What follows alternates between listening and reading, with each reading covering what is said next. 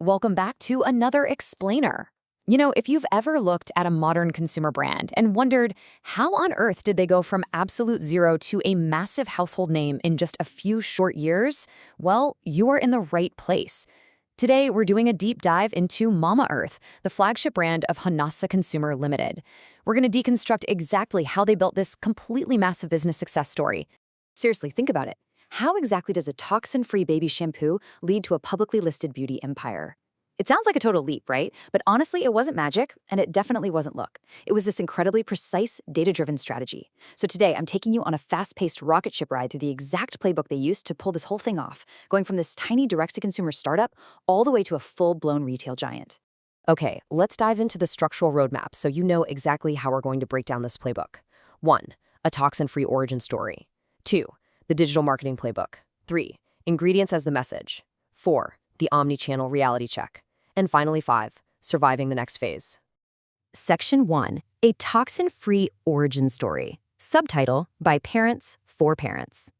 So, picture this. It's 2016, and founders Varun and Ghazal Alag are just two parents desperately searching for safe baby products in a market that is just absolutely flooded with chemicals. That highly personal need actually birthed their entire core philosophy: no nasties. Basically, this meant their products had to be completely free from harsh detergents and preservatives. Things like parabens, SLS, and sulfates. But the brilliant part, they didn't just ask consumers to take their word for it. No way. They backed it up with third-party certifications like Made Safe. This became their goodness inside promise. And let me tell you, it established immediate, unbreakable trust with millennial parents who were super anxious about product safety. Let's move to and see how this builds, because that safety-first promise created an absolute snowball effect. They launched in 2016 solely focused on baby care, but once you win the trust of millennial moms, well, it's a pretty natural pivot to say, hey, we can actually make safe products for you, too. That logic led straight into their mother's care expansion, which just kept rolling until it became what we see today, a full-blown beauty and personal care platform targeting a much broader base of urban professionals and Gen Z. They brilliantly managed to expand their product lines while fiercely protecting that original safety-first brand equity. Moving into Section 2, the digital marketing playbook, scaling trust online. Now, having a great product is one thing, right? But making millions of people aware of it, that requires a hyper-aggressive engine. In their early days, a massive 80% of Mamaearth's marketing budget was poured directly into digital marketing. They completely bypassed traditional TV and print. Instead, they aimed all their firepower straight at Meta, Google, and YouTube. They knew exactly where their health-conscious millennial and Gen Z audience was hanging out, and they just blanketed those digital channels. But here's the thing. It wasn't just about throwing money at ads. It was entirely about who was doing the talking. Step 1. They started from the ground up with nano-influencers and mommy bloggers. We're talking hundreds of everyday moms sharing authentic, real user stories. Once they locked in that grassroots credibility, Step 2 kicked in. Macro-influencers. This is where they really scaled up their reach. And finally, Step 3, they brought in the heavy hitters. Massive celebrity power like early investor and aspirational ambassadors Shilpa Shetty. When you string all 3 steps together, they essentially manufactured word-of-mouth trust at an absolute massive scale. So you're probably wondering, how on earth did they afford to constantly run such heavy marketing? Well, their secret weapon was their gross margin, a staggering 70%.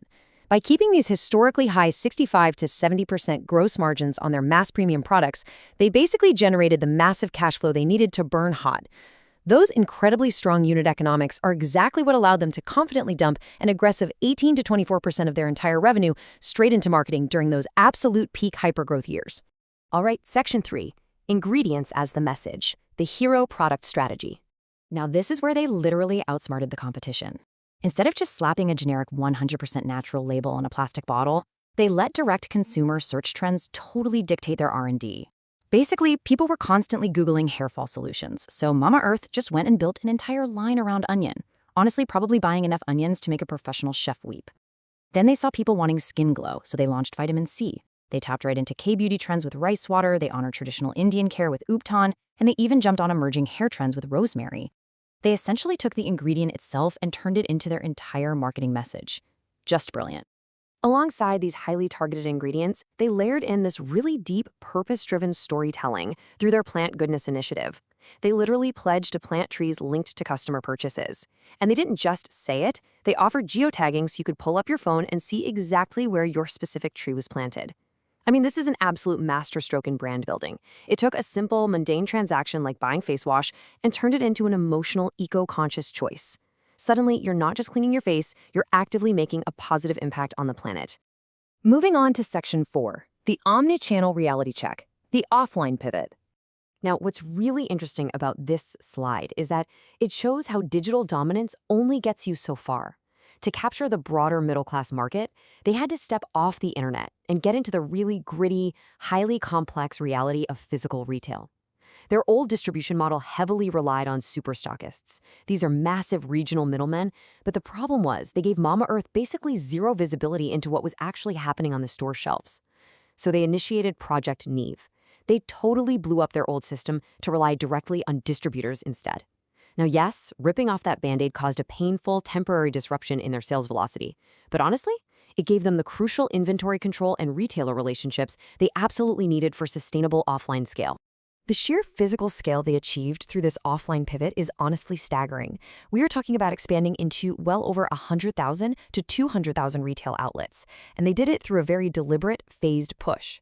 They started with modern trade, big supermarkets. Then they expanded into local pharmacies, and finally, they tackled general trade, those everyday neighborhood mom-and-pop stores.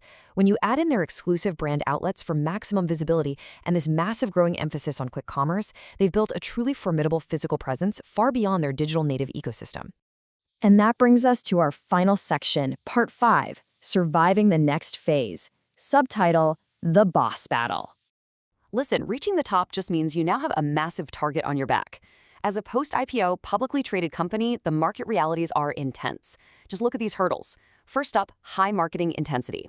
What worked like a charm early on is now putting major pressure on their long-term profitability as the brand matures. Second, as we just talked about, that massive distribution overhaul caused some real temporary disruptions in their sales. And third, this is the ultimate boss battle right here. Legacy FMCG competition. These huge, deeply entrenched, fast-moving consumer goods conglomerates are fighting back hard with their own natural brands. The dissonance between nimble digital growth and heavy offline competition means Mamaearth is constantly forced to defend its trust and efficacy claims. So, the crucial point is, what exactly is their next strategic move? To maintain their leadership position, their execution has to be flawless from here on out. They've got to deepen that physical offline execution without totally tanking their margins. At the same time, they need to aggressively defend their digital share of voice, even as online ad costs just keep skyrocketing. They have to maintain a really strict perception of product efficacy so they don't lose that hard-earned consumer trust. And perhaps most importantly, they need to leverage Hanasa's broader house of brands, names like the Dermaco and Aqualogica, to command way more shelf space and cross-sell to their existing fans. Which really leaves us with this final, provocative thought to chew on. Can this nimble D2C disruptor actually successfully defend its crown now that it's playing squarely on the physical, offline turf of these legacy FMCG titans? Look, they absolutely rewrote the playbook for building a brand online, but winning the long game in the physical retail world, that is an entirely different battle. It is going to be incredibly fascinating to watch how they navigate this next chapter of brand building. Thank you so much for joining me on this explainer. Keep asking questions, and I will see you in the next one.